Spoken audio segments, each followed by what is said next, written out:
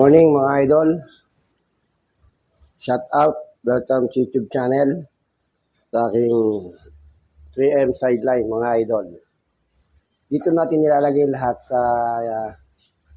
account natin na 3M sideline yung ating mga DIY mga idol. Ayan. Ito yung nagawa natin na manual flavoring machine. At syempre, meron tayong flavoring machine. Yan yung may makina. Yung makina yan mga idol. Yan. Siyempre, medyo priceless yan. Yung halaga niyan. Ngayon, naisipan natin mga idol, gumawa tayo ng backup. Kasi minsan, nagkaroon ng problema yung ating flavoring machine.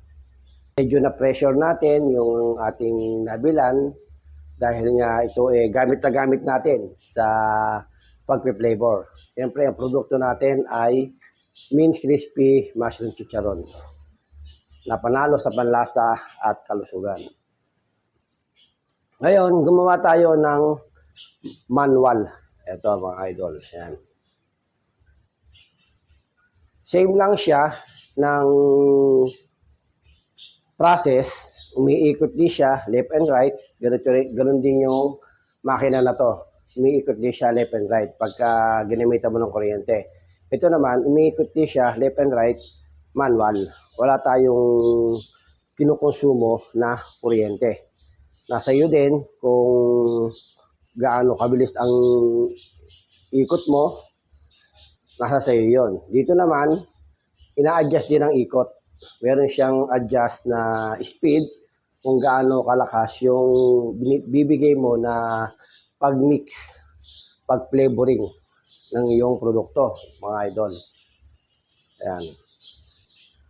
Siyempre, nilagyan natin itong ating manual flavoring machine, nilagyan natin yan ng layer sa ilalim. Yan, napasin nyo mga kamag. May layer yan. Para pag tinaob natin yung ating mini-mix, mga idol, ayan, diretso na siya dyan sa kanyang layer. Diretso na yan. Ayan. Diba mga idol? Ayan, binababa rin yan mga idol. Ayan. Ang gamit natin dyan na stainless mga idol ay 304. Ang kapal niya ay 1.5. Para sa mga gustong umorder, make to order po tayo mga idol. Pwede nyo akong kontakin sa aking telepono na 0945-8875-085.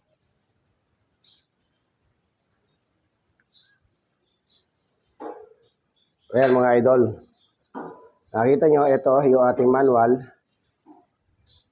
Left and right din ang gagawin natin dyan. Ayan, ganyan lang yan mga idol. Diba? Napakasimple. Simple lang yan mga idol. Ganyan lang ka-simple yung ating ginawa na manual flavoring machine. At siyempre, ito mano-mano lang natin na binilog mga idol. Ayan, nilagyan natin yan ng divider, dalawang divider yan para mas maganda yung kanyang pag-mix kung ano mang produkto meron kayo o di kaya gumagawa kayo ng mushroom chicharon, yan the best. Tapos gumagawa kayo ng kangkong chips,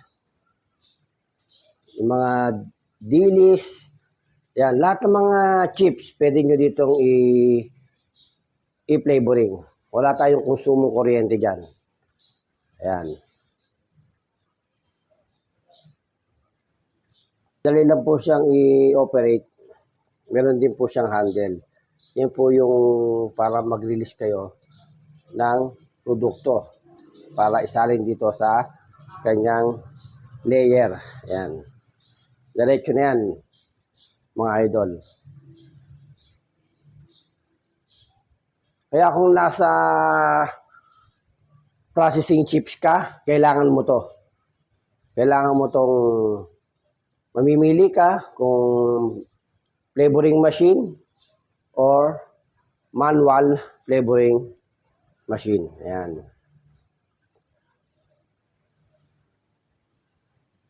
Dito, hindi na tayo mangangamba ngayon kung sakali magkaroon ng problema yung ating flavoring machine, hindi na masyado mape-pressure yung nag-fabricate ito. Yan, shout out kay Avendaño.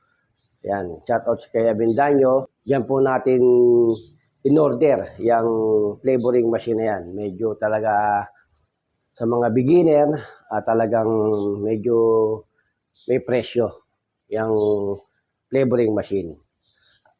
Ngayon, hindi na nga tayo mag-aalala, mga idol, dahil kung sakaling magkaroon ulit ng trouble, pwede na tayo makapag-antay na kung kailan nila i-schedule o puntahan para i-service kung ano man ang naging problema uli nitong ating flavoring machine dahil meron na tayong backup. Yan. Yan mga idol. Ayan. Hindi pa rin may stop yung ating operation. Siyempre, tuloy-tuloy pa rin dahil meron tayong backup. Yan. Napaka-importante sa ating production, lalo na kung mga dimakina, talagang nagkakaroon niya ng trouble, napaka-importante yung meron tayong backup. Yan.